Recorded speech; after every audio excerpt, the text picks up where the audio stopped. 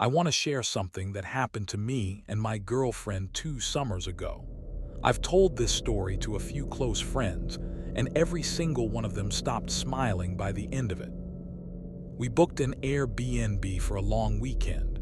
It was a private house, listed as entire home, meaning just us. The reviews were mostly good, 4 stars.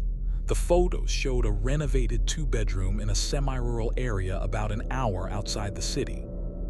We arrived in the late afternoon. The lockbox code worked. We let ourselves in.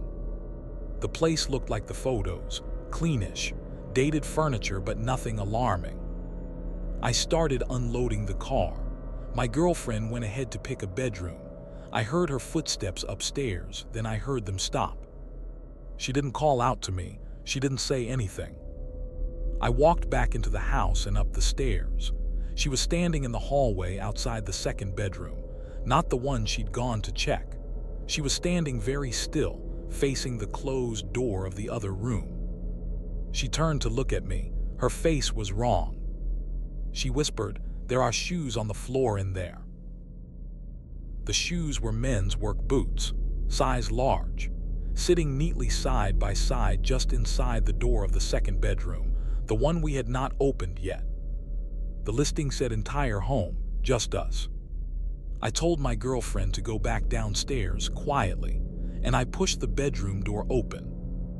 Empty, nobody in the room, but it had clearly been lived in, not just visited, lived in. There was a jacket hanging on the back of the desk chair, a phone charger plugged in by the bed, a water glass on the nightstand, a folded blanket that had the shape of someone who had been sleeping under it regularly, recently. I felt cold. I went and checked the closet. Nothing inside. I checked under the bed. Nothing. The window was closed and latched from the inside. I went back downstairs. My girlfriend had her phone out. She was already looking up the Airbnb listing. She pointed the screen at me. The listing said clearly in the description, "Private space, no host on premises." We called the host. No answer. We texted through the Airbnb platform. No response. What we found in the next hour. We decided not to leave yet, not because we weren't scared, but because we wanted to understand what we were looking at before we made a decision. I know now that was probably the wrong call, but at the time, I told myself there was probably a rational explanation. A contractor or handyman who had left gear there, a previous guest who had forgotten things. We went through the house more carefully, and the more we looked, the less rational it felt. In the kitchen at the back of a low cabinet behind some cleaning supplies, there were food items. Not ours. Not the kind of thing a host leaves for guests, not snacks or coffee. Personal food. A can of beans, half a loaf of bread in a bag, a few protein bars. The kind of thing someone brings from home when they're going to be somewhere for a while. In the bathroom, the smaller one off the hallway, there was a toiletries bag pushed to the back under the sink. Again, not the host-provided amenities. Personal items. Someone's razor, someone's toothbrush, travel-sized things. Used. Someone was staying here. Not visiting. Staying. Alongside whoever else was booked into this property. My girlfriend found it first, the thing that made us leave immediately. In the second bedroom, on the desk, pushed behind the lamp, was a small memory stick. The kind you use with a camera. She picked it up and looked at me. Neither of us said it out loud, but we both thought the same thing. We put it down without plugging it in and we left. Bags in the car in 4 minutes. Out of there. Airbnb's response. We reported everything through the platform that night.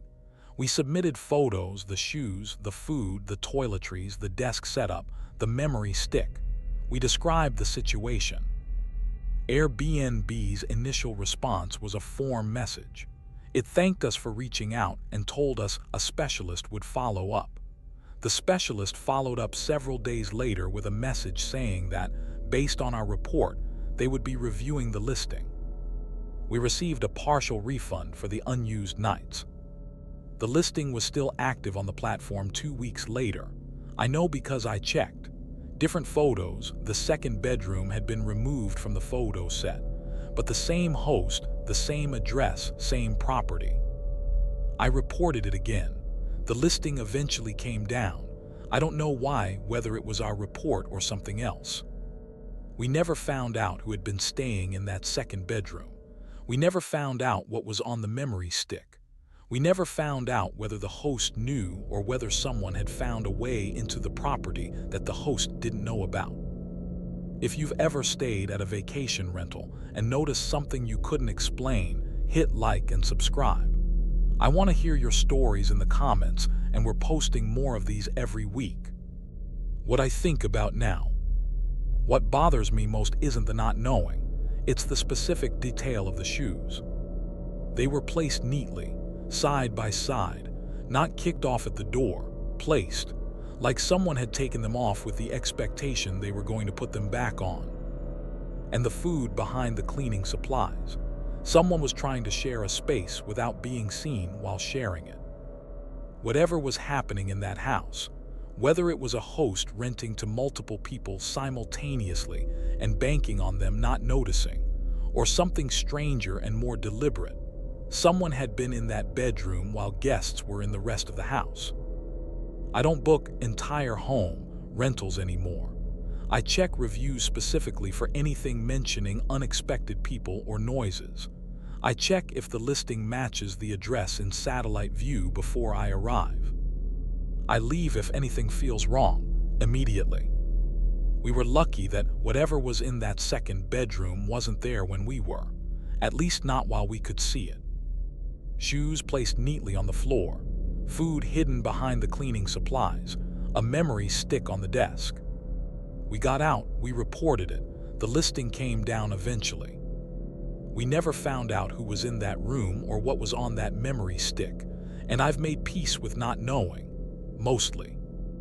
If you've had an or vacation rental experience that felt wrong, drop it in the comments.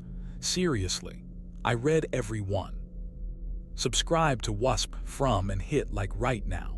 We're doing more vacation rental horror stories, and some of the ones coming up are worse than this. You need to be subscribed for those.